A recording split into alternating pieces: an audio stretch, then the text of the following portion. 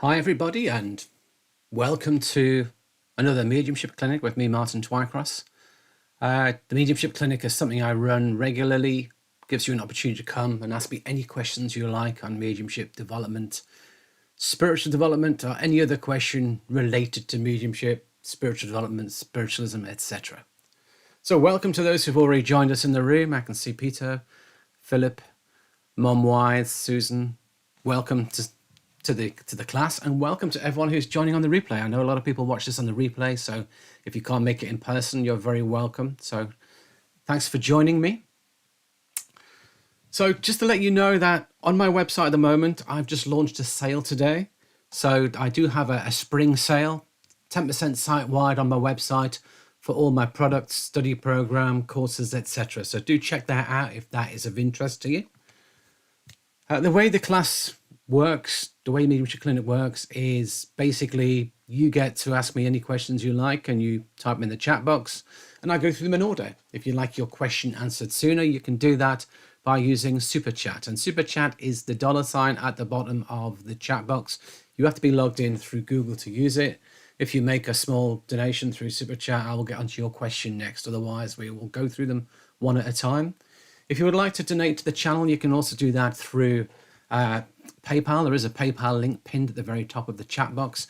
And if you're watching this on the replay as well, there will be a link in the description and in the top comment as well. Any donations are always gratefully appreciated. And thanks to those who made donations last month. I don't think I got a chance to thank all of you in person. So thank you very much. It's always gratefully received. But again, if you want to support the channel, check out what I have from my store, my courses, audios, videos, study program, etc. So, Philip, good to see you. And Omar, nice to see you again. So I can see that you have this one question already in the chat. Please feel free to add some more.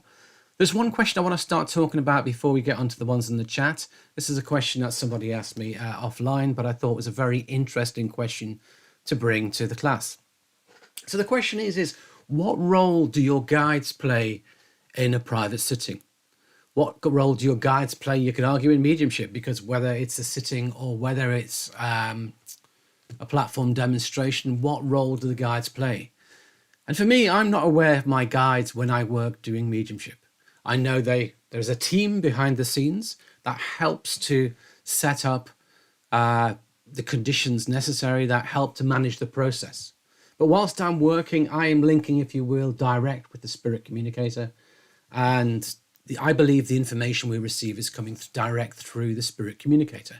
In the olden days, they used to say your guide was the middleman. And we're going back quite a few years with this, quite a few decades with this. So the theory was spirit linked with your guide linked with you.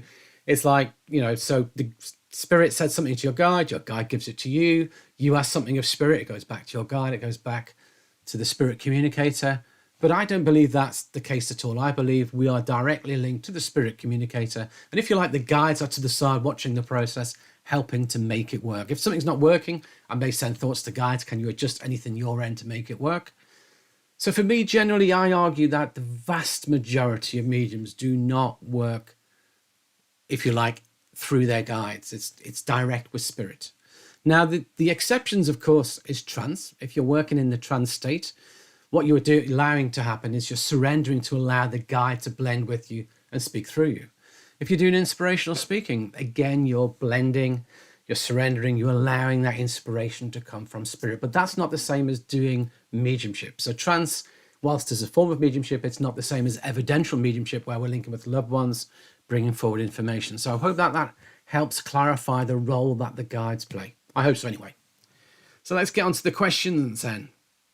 So, and if you have a question and you haven't answered it, do pop it in the chat box. Okay, Susan, good question. I like this one already, I can see. When you read, do you strive for wow evidence, or do you let the spirit communicator let their story unfold and let them lead naturally? Now, think about it. What is wow evidence? And who are we trying to appease with our wow evidence? That's the other question you've got to ask as well. Because for me, who am I working for when I'm doing mediumship? I'm working for spirit. I'm working for the spirit communicator.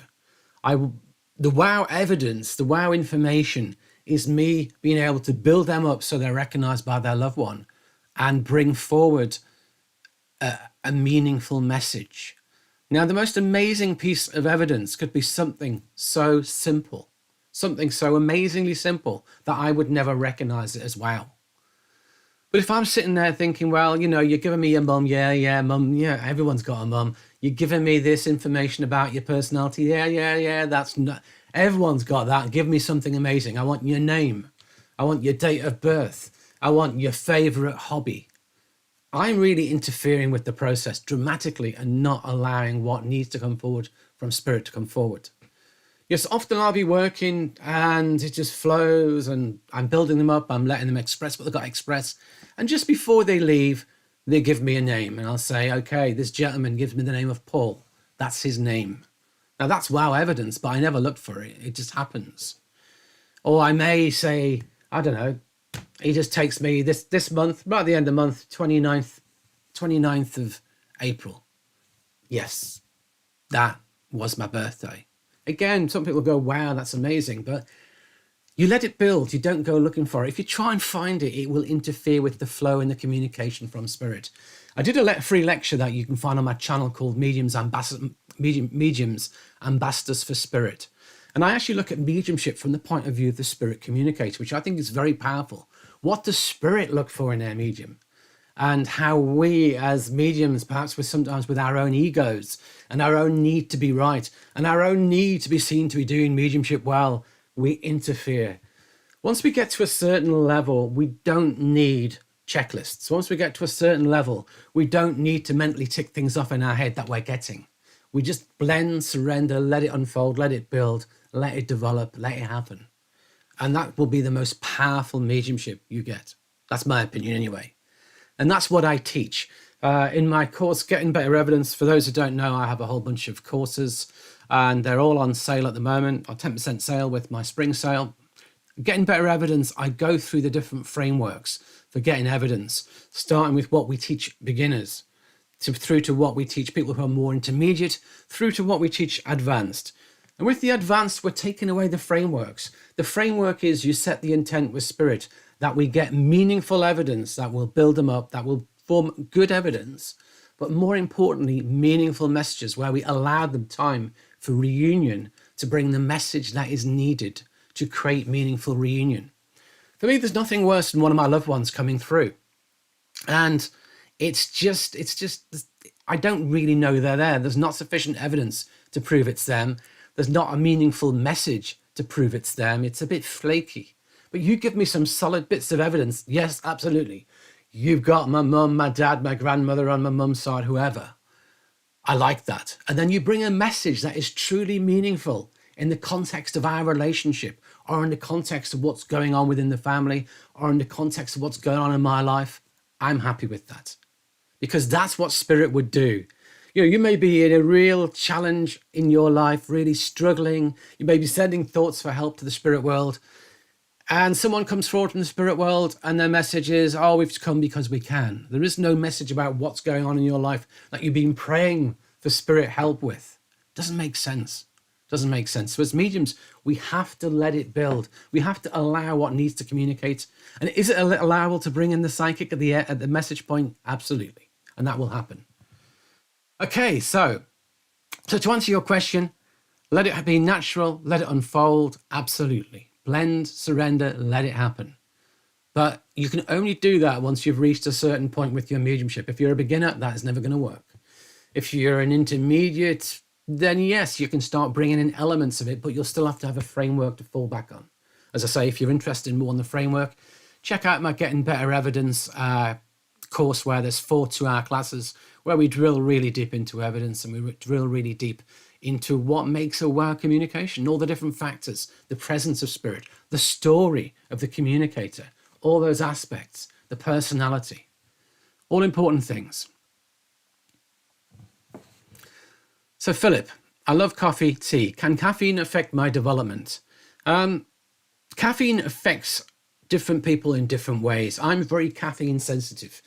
You can do a genetic test, like 23andMe and various others, which look at certain aspects of our genes, which affect processing of caffeine and various other things health-wise. And I know that myself, if I have a coffee after midday, I'm buzzing for the rest of the day, and it can stop it, and it can affect my sleep.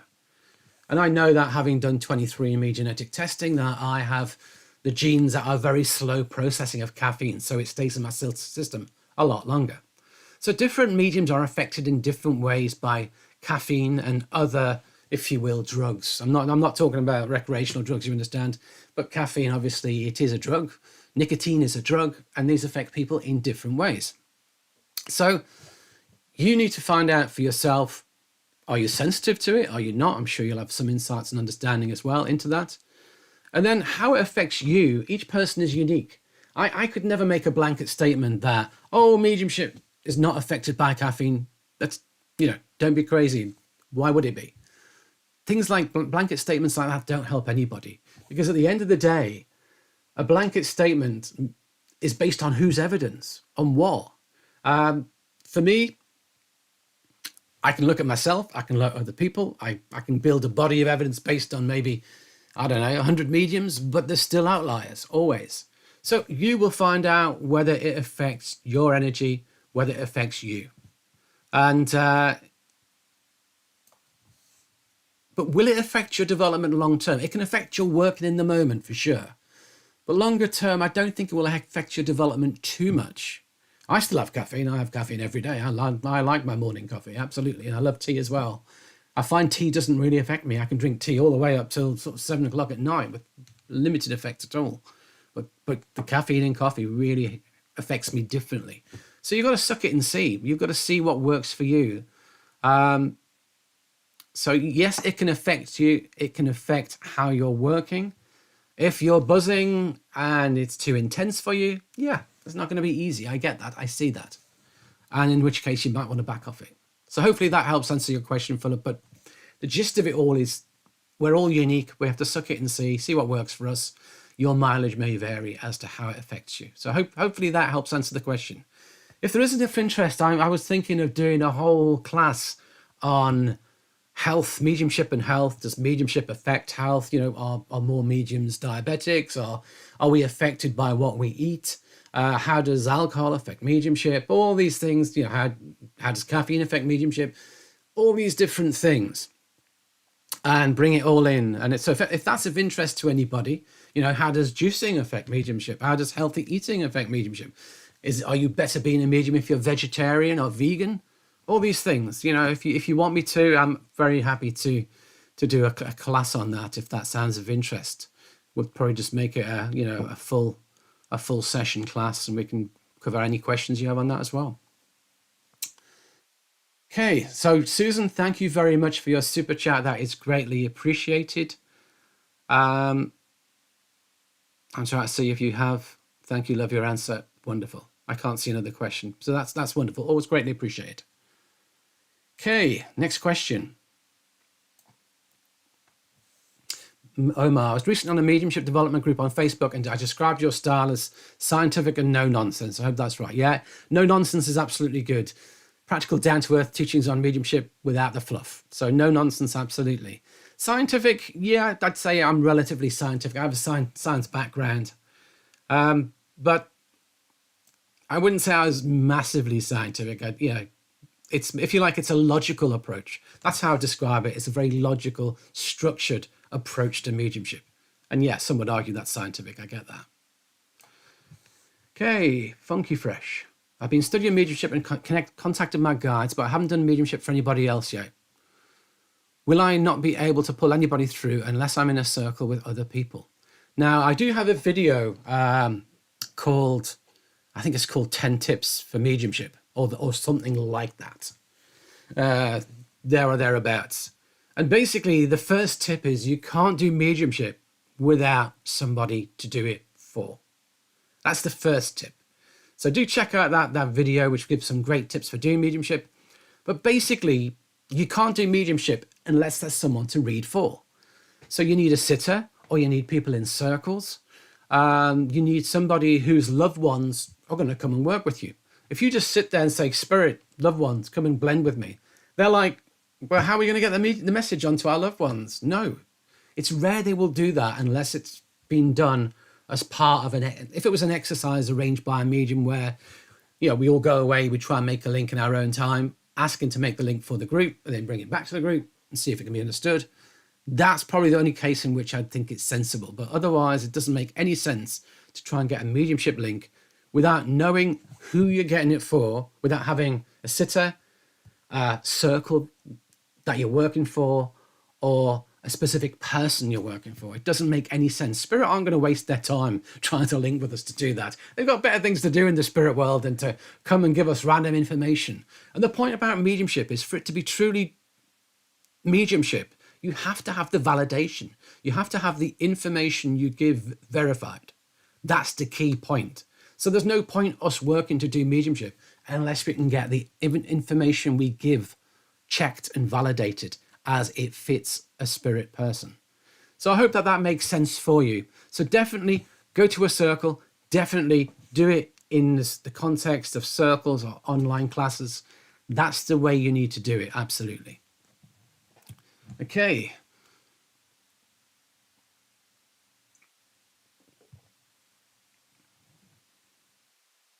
Stephen, I totally agree. I once told Lisa Williams that I go direct, and she said she does as well. So yes, totally agree with Martin. And, there are two ways of working with mediumship. There's going direct and throwing it out. And for me, I throw it out a lot. Something that really irritates me, actually, it's not a question you're asking, but I'm going to bring it in here anyway, is some mediums say, oh, you're not a good medium unless you can go direct, and that's wrong. I do have a class, actually, as one of my teaching videos. There's 12 mediumship classes, and there's 12 special topics in there on the screen at the moment. Mediumship class 7, finding your recipient. I talk about the different ways in which we can find our recipient. They are going direct, going to an area or a group, or a certain, if you like, people wearing a certain color, or throwing it out to the audience and someone having to take it. And there's nothing wrong with any of those ways of working, except you have to understand the pros and cons of each. And you have to understand, if you are throwing it out, you've got to get good evidence. You've got to work it in a certain way. Mind you, most people I see who go direct don't work it well neither. So if that interests you, do check it out there. That's also part as well of module 2 of my study program.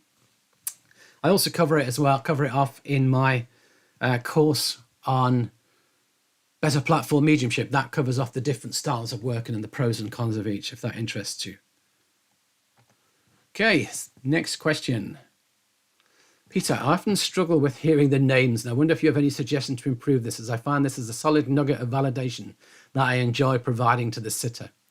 Now, if I had £1 for every time people ask me this question, I think I'd be a very rich man by now. And the key thing is hearing. I don't hear spirit. When I talk to a lot of people, very few people have clairaudience and actually hear spirit. When I watch a medium who gets a lot of names, I'm always intrigued as to how they get their names. So I go afterwards and I say, okay, you got some great names in there. How did you get them? And they'll say, oh, I heard them. And I'll say, well, did you hear it in your ears? Did you hear it as if it was spoken? Or did it come into your mind and just appear in your mind as if you're speaking to yourself, or as if the word, the thought was there? And invariably, people don't say they hear it coming in. Invariably, it's like spoken in your own voice, or it just surfaces as a thought within the mind. So that's an important point to understand, that for majority of mediums, hearing names or getting names, they come in that way. Another way names very commonly come in is you may see an image of your mind of someone with that name. I may see, say it was a very rare name like Elton. I might see an image of Elton John in my mind. Oh, okay, that's interesting. What part of that is? They're not going to use that name to give me John, because there's many more Johns I would know. But I don't know an Elton in my own family or friends group. So they may show me someone famous, and that's the name. So it can project an image of someone who's friend, family, someone who's famous, to get that name across to you. You can even see letters written out, E-L-T-O-N, V-I-S. Elvis, yay. And sometimes spirit are naughty and they let us stop. M-A-R. Oh.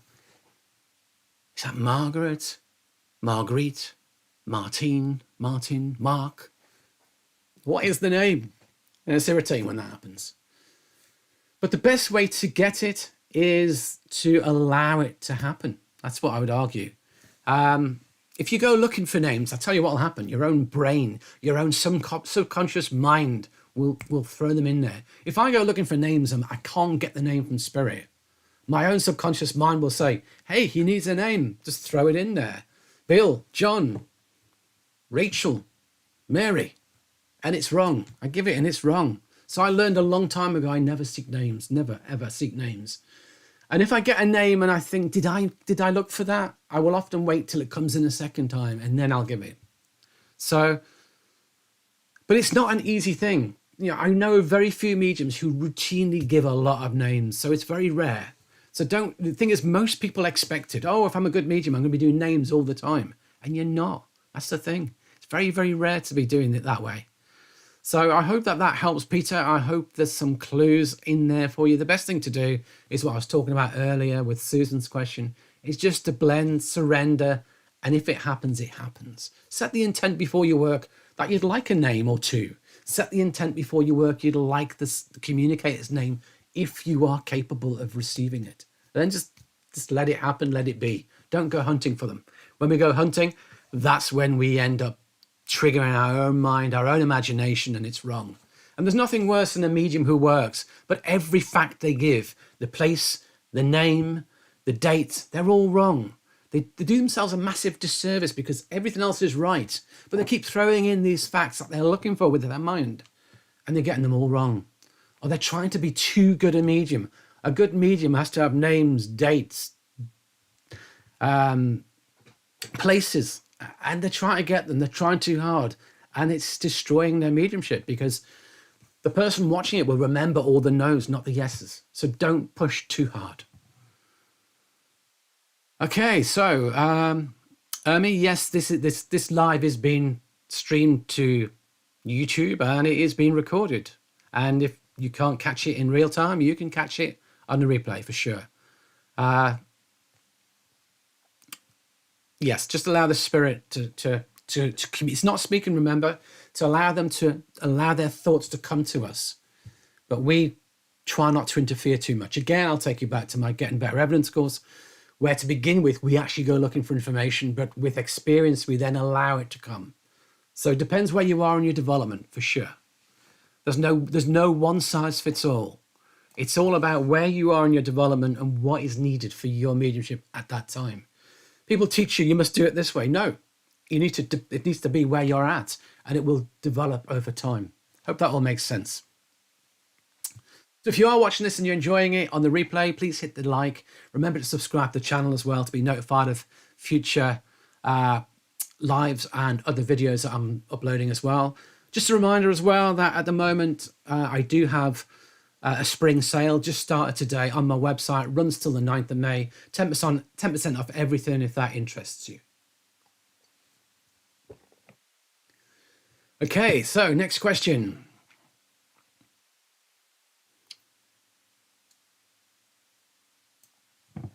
Michelle, I was taking mediumship courses. Sometimes I communicate and sometimes nothing at all. What do you suggest?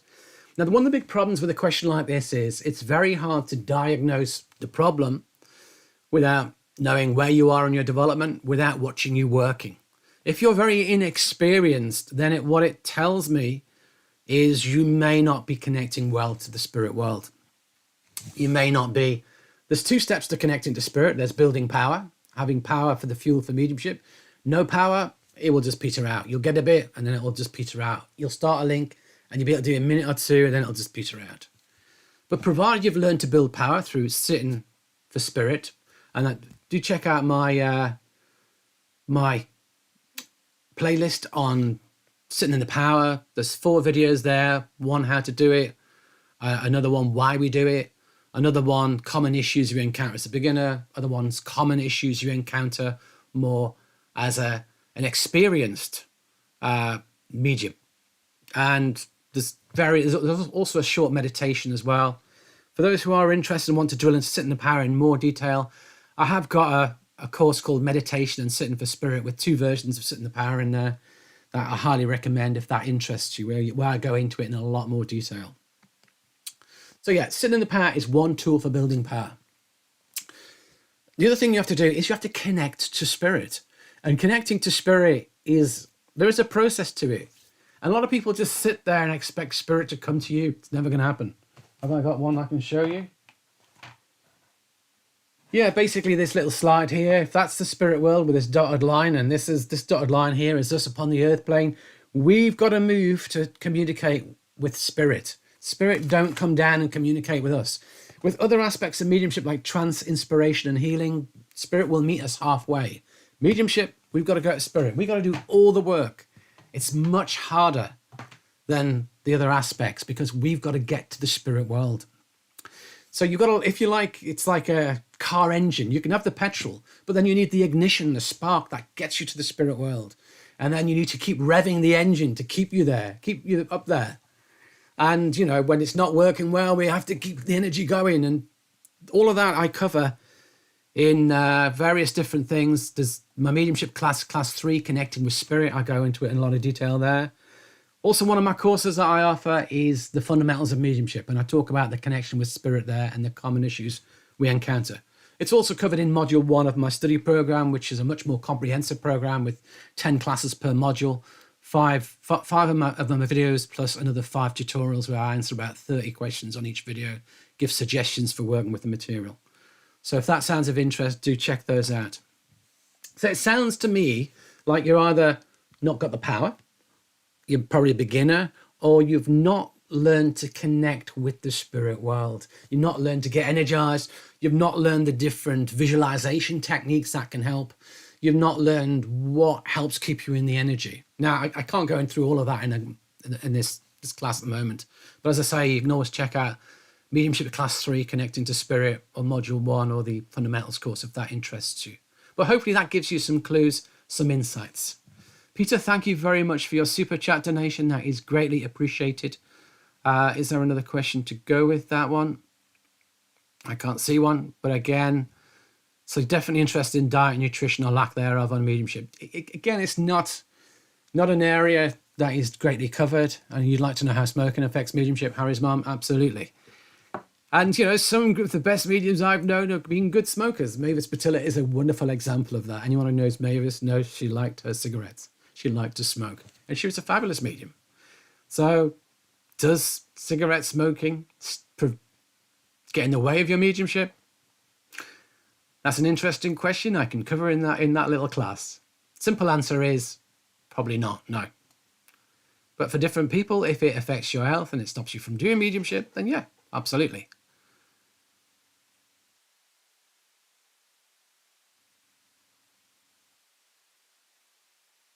Philip, thanks. You'll continue with your coffee. Wonderful. I would. I'm not giving up my coffee for anybody. And plus, I'm not a vegetarian or a vegan either. I eat meat as well. So, but again, I'll give you my take on that as well in that class then, because, you know, Silver Birch speaks a lot about it as well. And I happen to go with Silver Birch on the answer. Funky Fresh, these answers are really great. Thank you very much. You're very welcome. And if you're enjoying it, as I say, remember you can hit the like button, do subscribe to the channel, do check out my website, my offers. Remember, I have a sale on at the moment across the site. Runs for just over a week, runs out on the 9th of May. Do check it out, 10% site-wide discount. And that's the largest discount I offer generally on any sale. So do check it out if that interests you.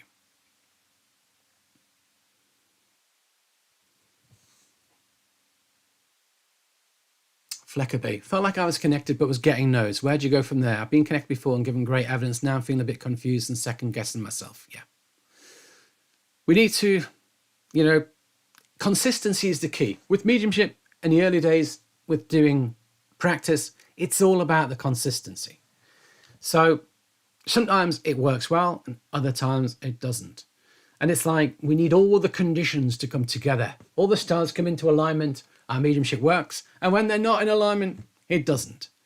But the tips and tricks to get them in alignment is that building of power. It's that getting that right connection.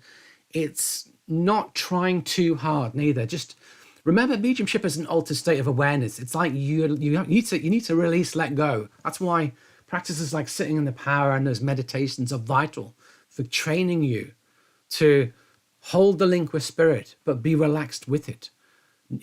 Get out of your conscious mind. If you're in your conscious mind, it will never work. Mediumship functions from the subconscious mind. It functions from that part of us that works subconsciously, that part of us that connects through the soul to the spirit realm. So you've got to not, if I'm trying to analyze and be in my logical mind, it'll never work. I need to park that mind and move into an altered state of awareness, a dreamy state of awareness, a connection, learn to quell my mind and let it come in. So yeah, but we need to understand that in the early days, we are going to get a lot wrong, not allow the nodes to destroy us. Just accept that, yeah, it's not, it's not going to work well. And another issue as well, I say, a lot of people don't know the theory of mediumship. I know so many people who run circles, classes, where they just teach you, make a link with spirit. And people say, I don't know how to make a link with spirit. I don't really understand the process. And one thing I if you like, have made it an area that I love to teach is the theory of mediumship. Hence, I developed this series of 24 videos initially covering the theory of mediumship. Classes 1 to 12 systematically go through how we do mediumship. I then expanded that into my study program where for each class I had a tutorial in. And we put it in a much more structured, logical format. That's my flagship program. But I've also got a load of courses as well that drill deeper into a lot of the areas. And each course is 2.5 hour classes where we go into it in a great deal of detail. A lot of people have told me, I was trying to do mediumship. It wasn't working particularly well. Then I went through your training, your logical training, and it all fell into place. I understood what I was meant to be doing. And trying to give you all those hints and tips is not so easy to do. Mediumship works best when you're talking. If you're quiet and silent, you'll fall out the power. Mediumship works best when we're relaxed and we're not trying too hard. So check out my 10 tips for mediumship. That'll give you some clues as well. But don't be demoralized. Without watching you work, what I would say is it's probably that you're not necessarily sure of some of the theory. And that will help you. So I hope that helps in some way. Funky Fresh, what was your experience like when spirit came through you for the very first time? Now, that's an interesting one because where would the very first time be for all of us? I used to have a set of tarot cards, and I used to do readings for people where I would be very accurate psychically, but that's not mediumship. I didn't really do mediumship proper until I joined a circle. I made a link, and I was just amazed, to be honest, that people could take things that were coming out of my mouth. I would say things, and I was just shocked it was right. That's all I remember with my first circles. I've got no idea what my first evidence would be, and no idea. I know when it was and where it was, but I don't know what was said necessarily, and I was just amazed it was right. And I expect I was like everybody else, really slow. I expect I was like everybody else and couldn't work for long. No power. It just tailed off quickly. It was slow. It was like pulling teeth. The evidence wouldn't be brilliantly accurate. We'd have error bars on it. Yeah, all of that. That's what happens when we first set out to work. Nobody starts in an instant brilliant. Doesn't happen. It takes time, takes effort, takes turning up, showing up. I know some people who didn't really appear to have much ability for mediumship, but showed up for 10 years and went on to be platform mediums. Even when any tutor watching for the first 2-3 would say they haven't got it. It's not going to happen. But you can never say that about anybody. That's one thing that really angers me is tutors, teachers who tell people they can't be mediums. No, you can't say that. All we can see is at this moment in time, the potentials. We're not seeing a huge amount of potential at the surface at this moment in time. Doesn't mean that potential isn't buried, isn't there deeper. Can't be unfolded with time, effort, patience, turning up, showing up. That's the key to remember. So don't let anybody tell you you can't be a medium. That's important. In fact, I myself in the early stages was told not to give up my day job, that I'd never be a medium. I remember the medium told me that very well. And that angered me a lot, because I don't believe anyone has the right to say that to anybody. It can be destructive. It can hinder people in their development. All they can say is that at this moment in time, they're just not seeing the potential. Doesn't mean it's not there. Luckily, I went on to be a medium, so I ignored their advice. And that's my advice to you. If someone tells you can't be a medium, ignore it. If you feel it's something within you and you're willing to give it the time, effort, and devotion, you can develop it. Absolutely. To some degree. Not everyone's going to be a fabulous platform medium. Not everybody will be a professional medium doing readings day in, day out. I get that. But everyone can get it to a point where they can make a good, solid, consistent link on a regular basis. Certainly for circles. Definitely. And maybe occasional work here and there on sittings as well. Yeah. So hopefully that helps.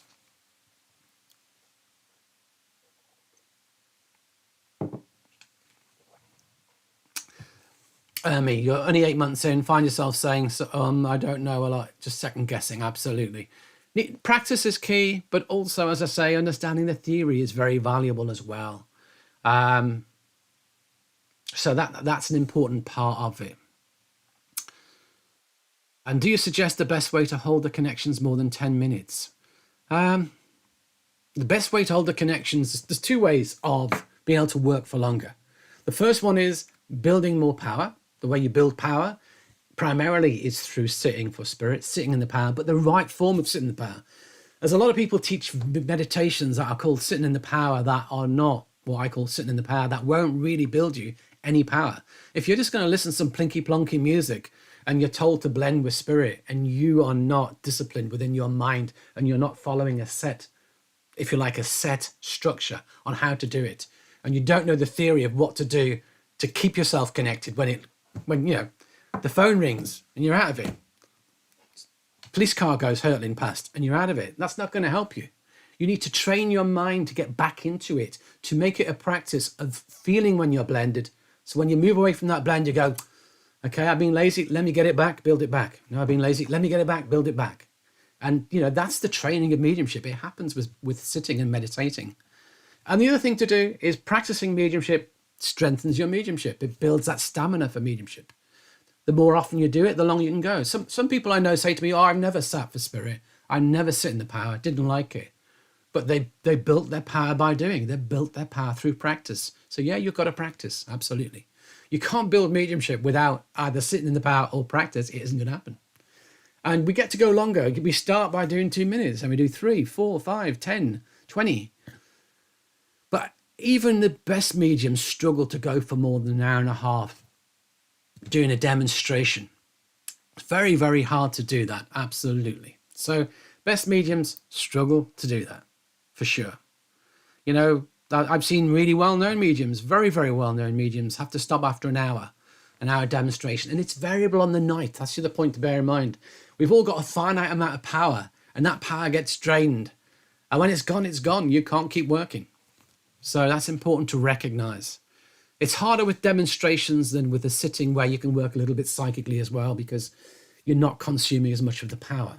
The more you work, the more we learn to, if you like, burn the fuel more economically. We make the car run longer on the same tank of fuel. And that's another important part of it as well.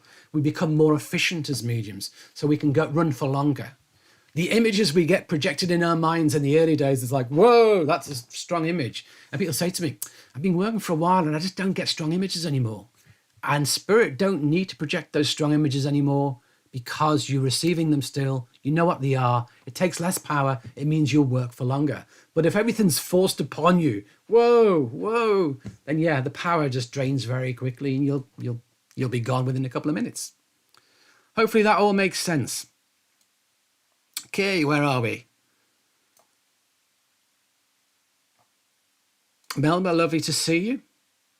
Nice to see you in the class, Tilly. So if you are enjoying it, remember, do hit the like button, do subscribe. If you want to make a super chat donation, you're more than welcome. If you want to donate through PayPal me and buy me a coffee, you're more than welcome. Remember, check out my website, check out the sale, 10% off all my products, courses, study program, audios, etc. And yeah. So do check that out. Do support the channel. Okay, let's see. What is the next question? Where are we? Actually, I've got two sets of questions on the screen, and I've lost my track in both of them.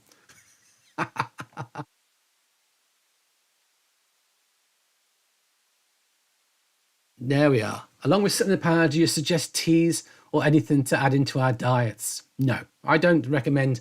Again, we've just been talking about this a little while ago about things like caffeine and cigarettes and diet and things. And no, I don't recommend anything. Just unless you know something really badly affects you.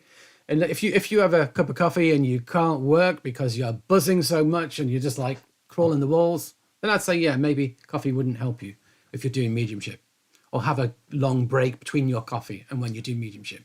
But other than that, unless it's massively affecting you in the moment, no, I don't recommend anybody to have anything specifically. The healthy diet is probably the best answer we can think of. Peter, Martin's course, Confident Medium, is brilliant. It was a game changer in my early development and very highly recommended. I can't express enough appreciation and gratitude. Thank you, Peter. I'm glad that you found it helpful. That's an interesting course, that one, because it's one of the courses I did early on. A lot of people, it's the second course I did. These run from the most recent, better platform to the oldest, great mediums. And Confident Medium is the second course I ever did. And a lot of people said to me, I struggle with confidence. But when I looked at it, because I also trained as a hypnotherapist and did some NLP training as well. And basically, what I found was that for most people, it was more than just confidence with mediumship. It was a bigger issue in other areas of their lives as well. So in the Confident Medium, I kind of look at confidence big picture, and then we slowly focus and narrow it down into mediumship. But I know a lot of people have said they found that very helpful and it's really helped their confidence. So thank you, Peter, for your glowing recommendation. I didn't pay him, honest. But no, a lot of people have said the same. So if confidence is a factor for you, do check out the Confident Medium. Remember, it's 10% off right now.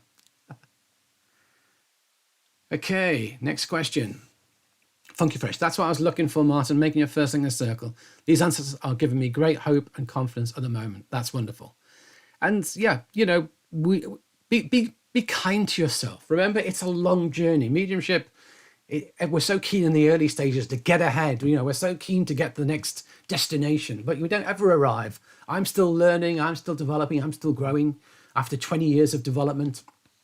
And that's the point. We always are in development. It never stops. But don't be in a rush to get to the end point, for there is no end point. Just enjoy the steps along the journey. And don't be hard on yourself, that's for sure.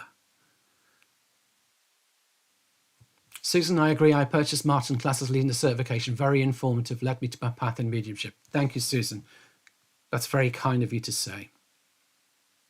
Flecker B, thank you. Very helpful, inspiring. Glad you find it good.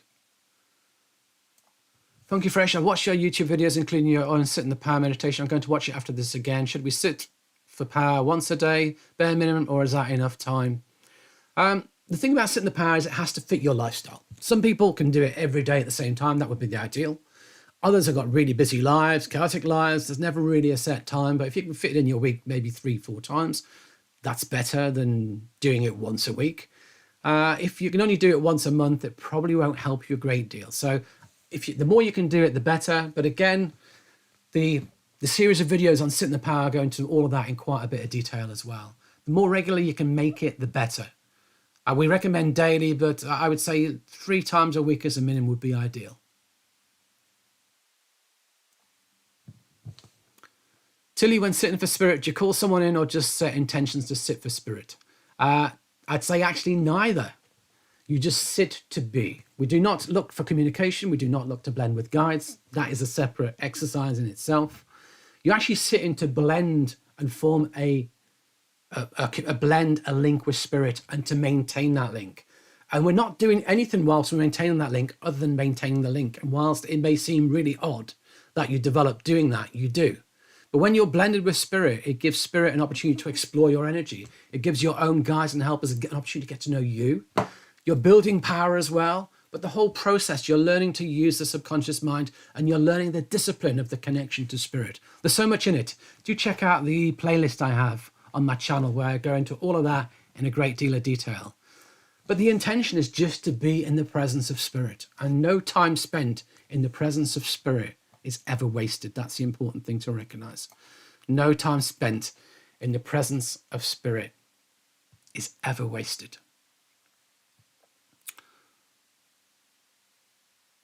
Chris, love your course. I've learned a lot, just having a tough time finding a circle. Yeah, finding a circle, I get that. It's not easy. Hard to find in-person circles in certain parts of the world. There are a lot of online circles, and that's probably your best bet if you struggle to find one in person.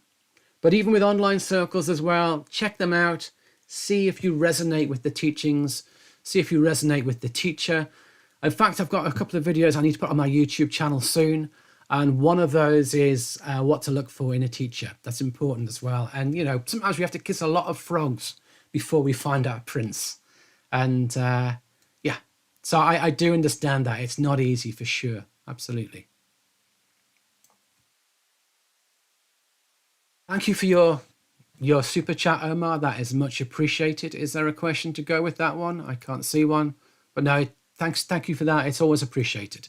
If you're enjoying the video, as I say, you can hit the like button. Remember to subscribe to the channel.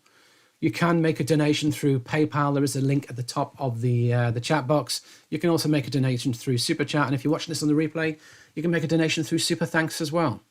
And of course, you can also check out my products, courses, study programs on my site.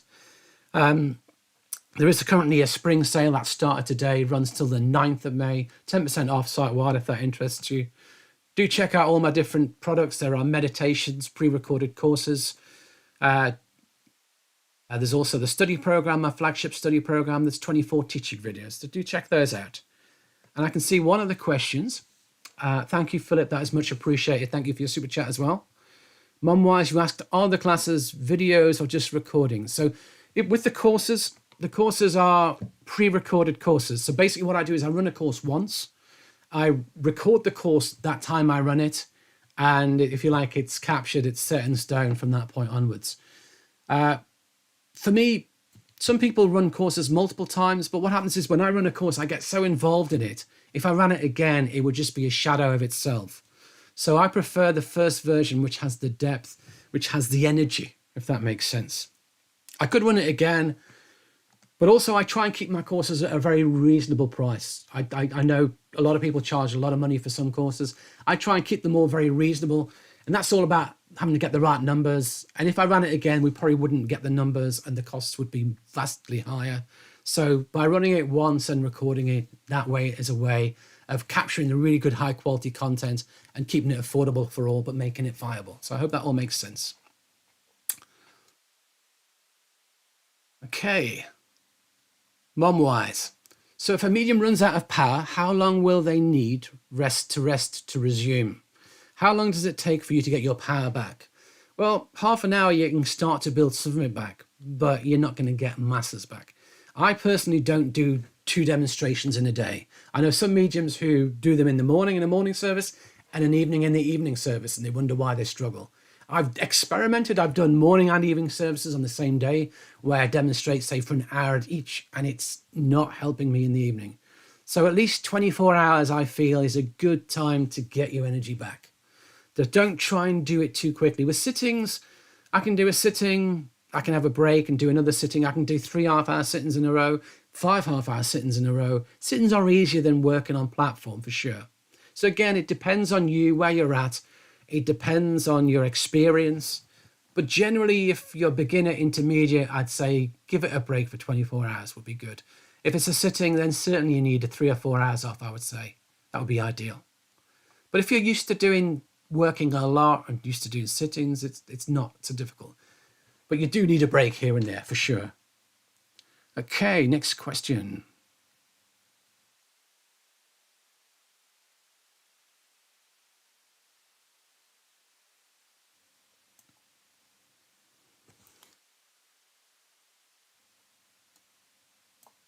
Mum-wise, are chat notes included on the replay on YouTube? Yes, they should be. The last time I looked at them, they were there. Very occasionally it will fail, but I don't think it's failed much at all. So generally it's there. 99% of the time, it's there. How important is it to be a certified medium? I'm in the US and I keep hearing mixed answers. You see, it's a very interesting question. I always say there'll be a point in the future somewhere, in many places probably, where there will be a real need. So for example, I've had my mediumship assessed. I hold a certificate from the Spiritualist National Union in demonstrating mediumship. And to get that, at the time when I did it, to get that, I had to submit all the dates I was working in churches and centres, and people came along and watched me anonymously and assessed me without me knowing. And then you had to do, if you like, then you go for your assessment proper, where you're scored and it's all assessed proper. And then you have to go to a final board to do it all again and to get the final sign off on it. And you have to do a lot of coursework as well. So basically anybody who gets through all of that has to have at least been assessed at least twice generally. Often in my case, many more times than that. And, you know, anyone who holds that award, you can bet that they're capable of working well. Now, every medium can have a bad night, remember. So just bear that in mind. I know some people are, oh, they've got this award, they should be brilliant. Well, we all have a variable range. I'd like to hope that my worst night is still better than most people's, a lot of poor mediums' best nights. That's what I'm trying to say. That's what I'm trying to get at. If you like, we have error bars either side, but we're always seeking to move them up to being the best we can be. So a lousy medium, when they're really lousy, they're appalling. But when they're on their best night, they're just okay. But a really good medium, on their worst night, they're still reasonably good. But on their best night, they're having a flyer and it's amazing. That's what you want to be. That's what we're seeking to get. Do I offer certification? What I do offer is a certificate of completion of my study program. So with my study program, you have to buy modules 1, 2, and 3. There are 5 videos, 5 pre-recorded videos, and 5 tutorials for each module. So 10 classes per module. Then you have to submit class notes on all 30 classes to me for me to check that you've engaged with the material, that you've followed the material.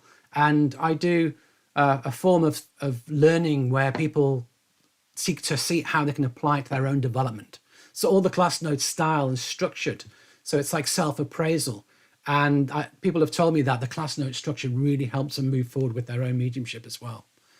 So, and at the end of that, once they submit all of that to me, I have to review it all, go through it all. And if it meets the standard, which the vast majority do, I think I've only had one that didn't. If it meets the standard, then I issue a certificate of completion. It's not a certificate to say that you're a brilliant medium, because remember, I've never seen you work. So it's like a certificate to say you've followed a course of study. And the course of study, I think if you did all 30 classes, each class is more than 2 hours each. I think you're probably looking at 70, 80 hours of teaching. And in the future, and Melba, yeah, you said you're doing the certificate is very good and demanding. Thank you. That's very kind of you to say. So yeah, there's a lot of material in there. It's, you know, it does help the process. That is my flagship program. It is 10% off at the moment. If you're considering it, now would be a good time to get it. You can get modules 1 to 3 with an even more than 10% discount. I forget what the discount is. It's probably near 15%. So if that interests you, do check it out. But yeah, so I believe in the future, people will be required to demonstrate some degree of proficiency. If you've done a course of study that's 80 hours and it's got a reasonable reputation, that's going to help you. If you've done some kind of certification where you've been assessed with your mediumship, that's going to help you. I know the Forever, I forget what it's called, the Forever Foundation in the US. Correct me if anyone from the US who's here, the Forever Family Foundation. Anyway, something like that. I forget the exact terminology. They have a process that I believe is very highly regarded. There are some other processes that I've come across that I kind of think may not be particularly good. I know a lot of people offer a certificate if you just buy a course off them. You buy a $100 course, here's a certificate to do mediumship. That's just crazy. No one can become a medium from a course like that. Yeah, to become a medium, you've got to have the theory, you've got to have the practice and putting it into practice, you've got to do the self-development, and all 3 components coming together, you then become a good medium. That's what I always teach. So hopefully that makes sense.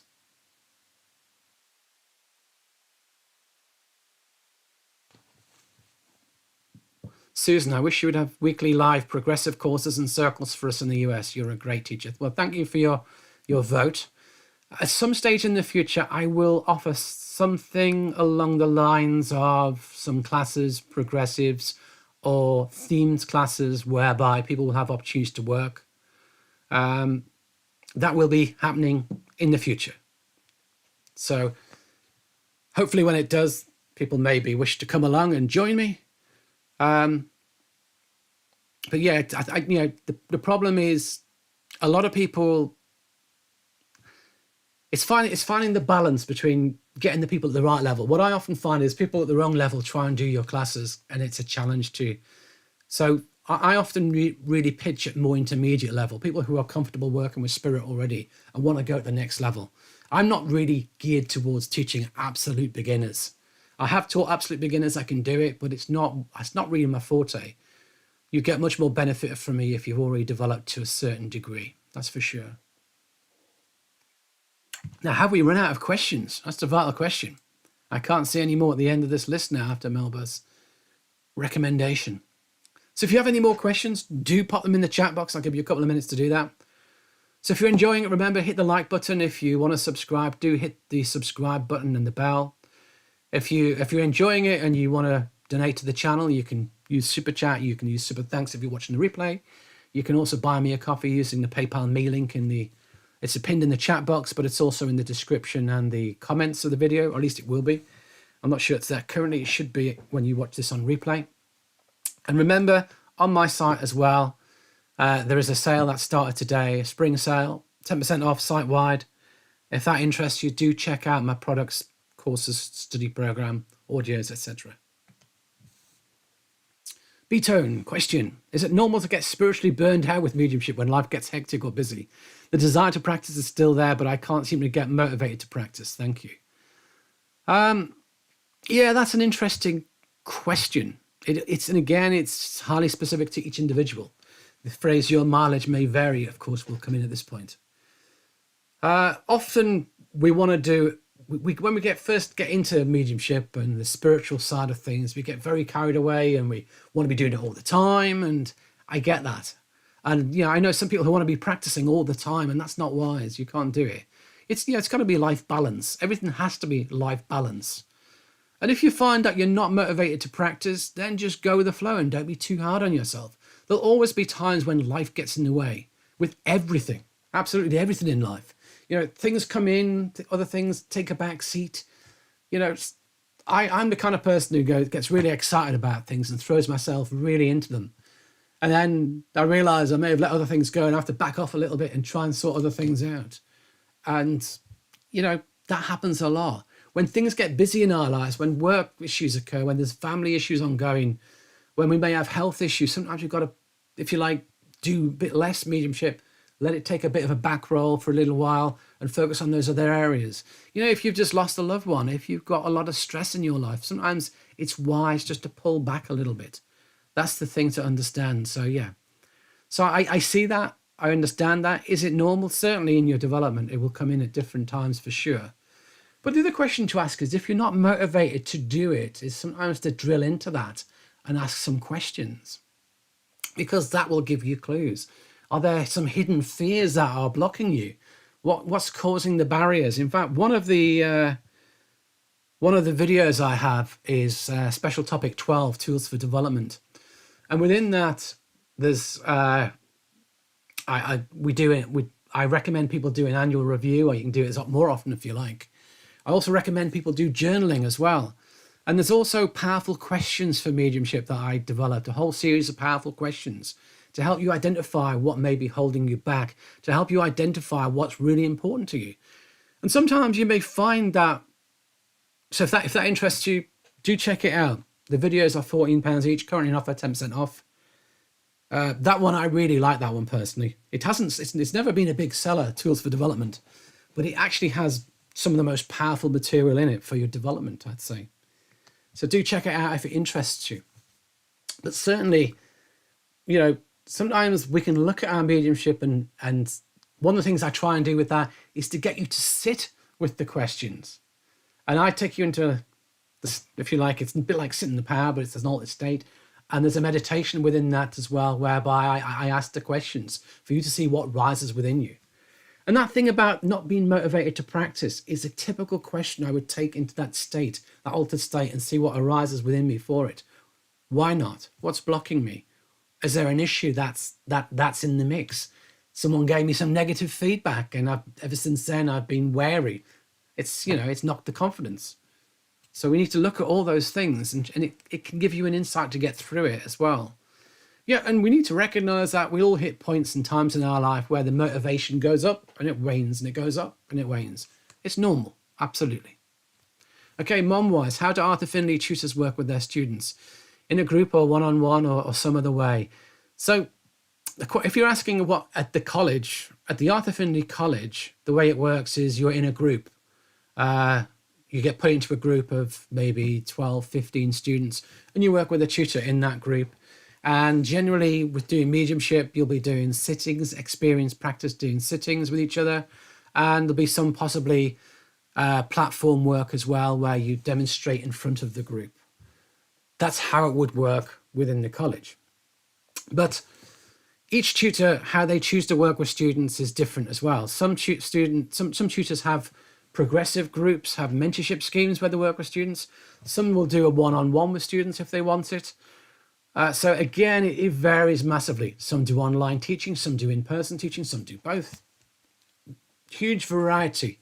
To try it, it's almost impossible to try and say they each do it this way or that way.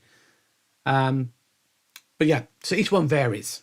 But if you're going to the college, you'll be put into a group. Sometimes the groups are mixed groups. Sometimes you're screened, and we have beginners, we have intermediates, we have perhaps more advanced. Personally, I prefer it when the groups get screened and you get put into the level you're at. When I was a student there, that's what I preferred. The problem with some of the mixed groups is that if you have absolute beginners, it can slow down some of the exercises, because not beginners won't be able to do certain exercises. But a good tutor should be able to structure it so that the more experienced, advanced people will be given extra things to do, and the beginners will just focus on the core basics. So it's doable as well, depending on the tutor, of course. So Philip, your question, do you meditate daily? And the question, if you're asking me, should you meditate daily? The absolute answer is yes. Do I meditate daily? If I'm absolutely honest, I don't. I should, but I don't. I don't always have time. And once you get to a certain level with your mediumship and you're working routinely, you don't always need to sit to build power. I do think it's important to sit and spend time with spirit. So certainly a couple of times a week I will meditate. 3-4 times a week is ideal. When I do trance, of course, I'm blending with spirit. That gives me an opportunity to be in the presence of spirit even more.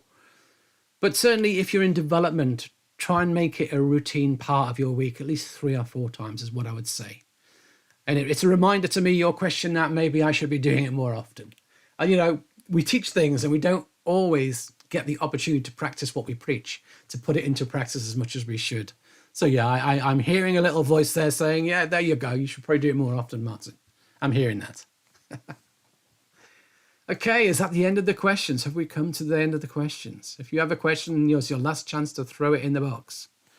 But we've been going for just over an hour, which is a good time. So I do hope that those who've attended in person or enjoyed it, I hope that if you're watching it on the replay, you're enjoying it as well. So remember, if you do like it, hit the like button. Do remember to subscribe to the channel. I will be uploading a few videos over the coming weeks, actually, so keep an eye on the channel for those. As I say, there is a sale ongoing currently, my spring sale. Do check that out as well. And yeah, I can see there's another question there.